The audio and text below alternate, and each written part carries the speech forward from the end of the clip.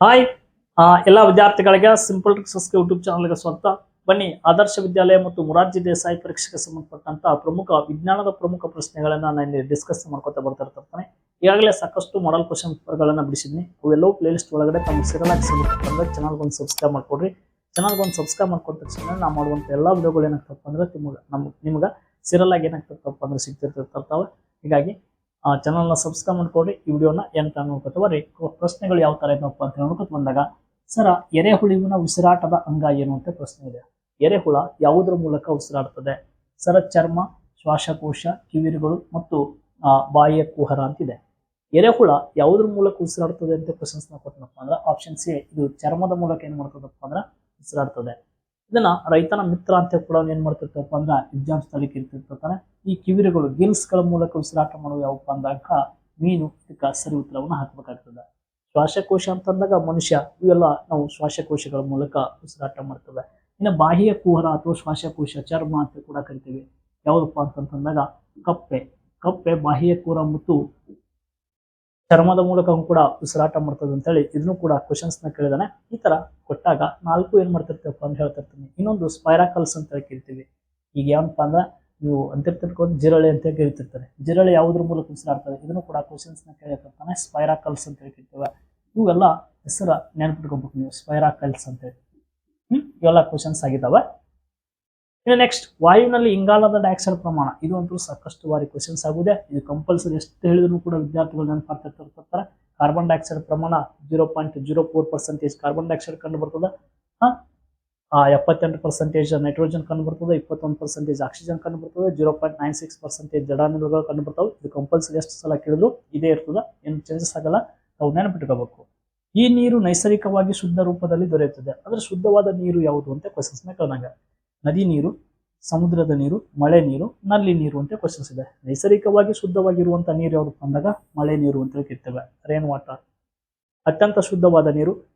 ಅತ್ಯಂತ ಶುದ್ಧವಾದ ನೀರಿಗೆ ಬಣ್ಣ ಇಲ್ಲ, ವಾಸನೆ ಇಲ್ಲ, ರುಚಿ ಇಲ್ಲ ಅಂತೇಳಿ ಕೂಡ ತಾವು ನೆನಪಿಟ್ಕೋಬೇಕಾಗ್ತದ. ಹೀಗಾಗಿ ಇದಕ್ಕೆ ಆಪ್ಷನ್ಸ್ ಸಿ ಸರಿ ಉತ್ತರ ಆಗ್ತದ.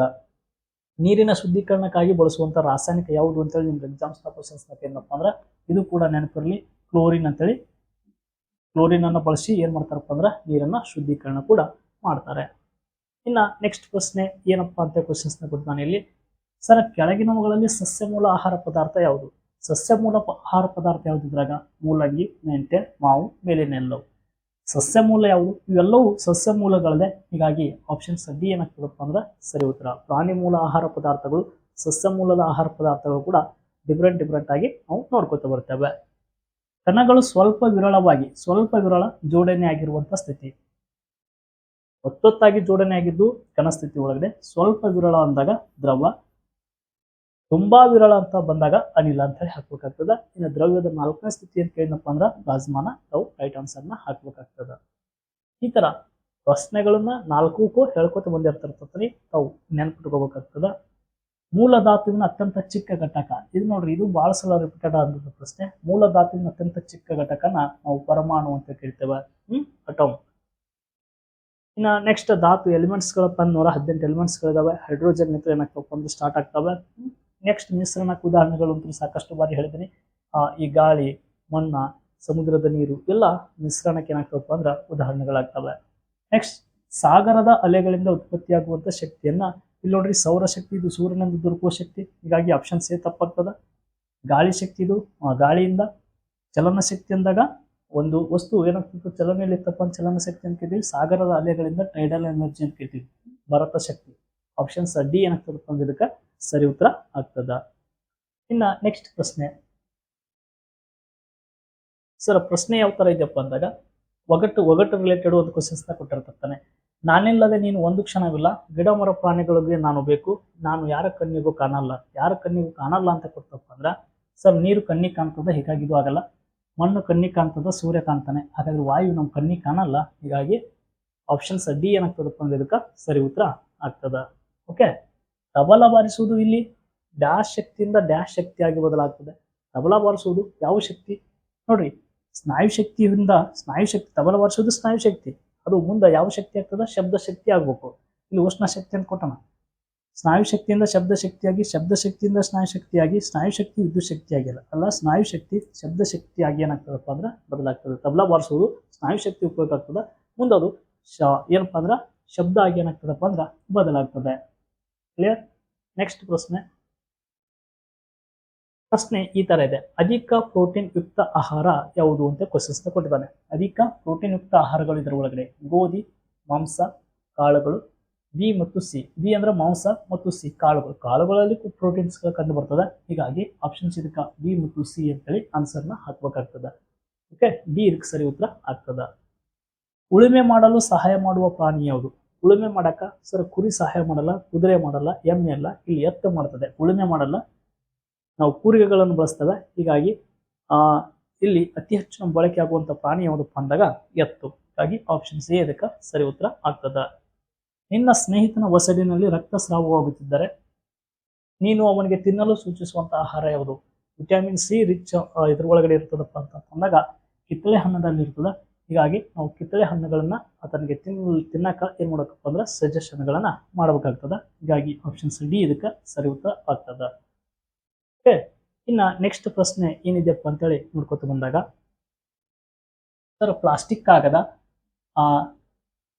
ಕಾಗದ, ಗಾಜು, ರಬ್ಬರ್ಗಳು ಇದಕ್ಕೆ ಉದಾಹರಣೆಗಳಾಗಿವೆ ಅಂತ ಕ್ವಶನ್ಸ್ ಕೊಟ್ಟಿದ್ದಾನೆ. ಒಣ ಕಸ, ಹಸಿ ಕಸ, ಮಲಿನ ಕಸ, ವಿಷ ಕಸ ಇವೆಲ್ಲ ಒಣ ಕಸಗಳಿಗೆ ಉದಾಹರಣೆಗಳಾಗ್ತವೆ. ಅತಿ ಹೆಚ್ಚು ರಬ್ಬರ್ ಬೆಳೆದು ಅಂದಾಗ ಕೇರಳ ಹಾಕ್ರಿ ಅಂತೇಳಿ ಸಾಕಷ್ಟು ಬಾರಿ ಹೇಳಿದ್ದೇವೆ. ನೆಕ್ಸ್ಟ್, ಮಾನವನ ದೇಹದಲ್ಲಿರುವ ಅತಿ ಉದ್ದವಾದ ಮೂಳೆ ಯಾವುದು? ಸರ್ ಒಟ್ಟು ಮೂಳೆಗಳ ಸಂಖ್ಯೆ ಎಷ್ಟಪ್ಪ ಅಂದಾಗ 206 ಮೂಳೆಗಳು ಕಂಡು ಬರ್ತವೆ.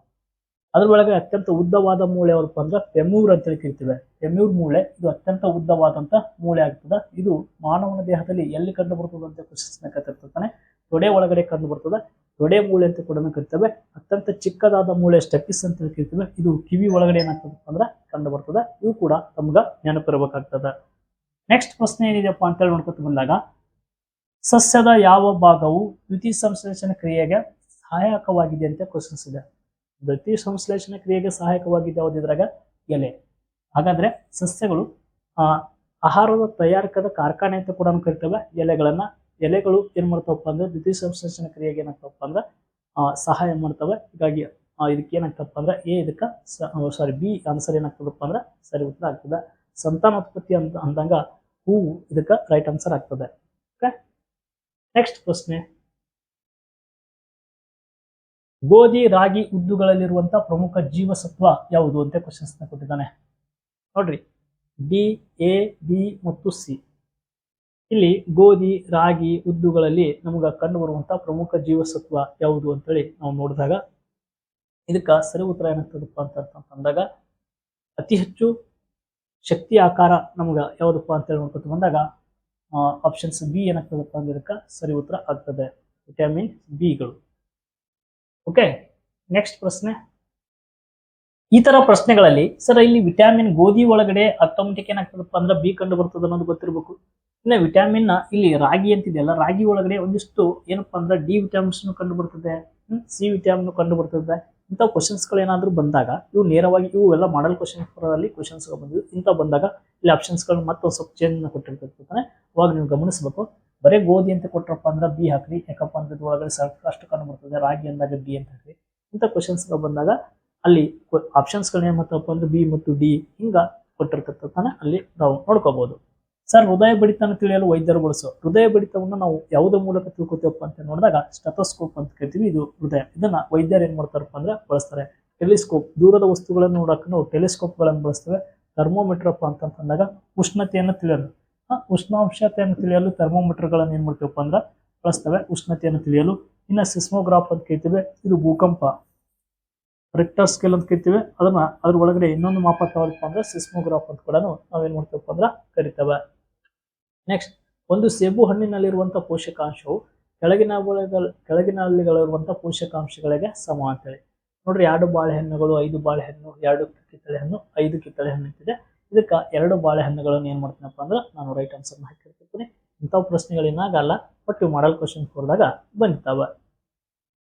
ನೆಕ್ಸ್ಟ್, ಈ ಹೂವುಗಳು ಸಾಮಾನ್ಯವಾಗಿ ಚಳಿಗಾಲದಲ್ಲಿ ದೊರೆಯುತ್ತವೆ ಅಂತ ಕ್ವಶನ್ಸ್ ಕೊಟ್ಟಿದ್ದಾನೆ. ಚಳಿಗಾಲದಲ್ಲಿ ಯಾವುದಪ್ಪ ಅಂದಾಗ ಜಾಸ್ಮಿನ್ ಅಂತ ಕರಿತೀವಿ. ಇವು ಚಳಿಗಾಲದಲ್ಲಿ ಏನಾಗ್ತಪ್ಪ ಅಂದ್ರೆ ದೊರೆಯುವಂತ ಹೂವುಗಳಾಗಿದ್ದಾವೆ ಸಾಮಾನ್ಯವಾಗಿ. ನೆಕ್ಸ್ಟ್ ಗಾಳಿಯಲ್ಲಿ ನೀರು ಈ ರೂಪದಲ್ಲಿ ಇರುತ್ತದೆ ಅಂತ ಕ್ವಶನ್ಸ್ ಇದೆ. ನೀರಾವಿ ವ್ಯಾಪಾರ ರೂಪದಲ್ಲಿ ಏನಾಗ್ತದಪ್ಪ ಅಂದ್ರ ನಮಗ ಗಾಳಿಯಲ್ಲಿ ಈ ನೀರ್ ಏನಾಗ್ತದಪ್ಪ ಅಂದ್ರ ಕಂಡು ಬರ್ತದೆ. ಈ ತರ ಪ್ರಶ್ನೆಗಳನ್ನ ಏನ್ ಮಾಡ್ತಿರ್ತಾರಪ್ಪ ಅಂದ್ರೆ ನಿಮ್ಗ ಮೊರಾರ್ಜಿ ದೇಸಾಯಿ ಎಕ್ಸಾಮ್ಗ ನೆಕ್ಸ್ಟ್ ಬರೋ ಸಂಡೇ ಒಳಗಡೆ ಏನಿದಪ್ಪ ಅಂದ್ರೆ ಎಕ್ಸಾಮ್ಸ್ ಇದಾವೆ.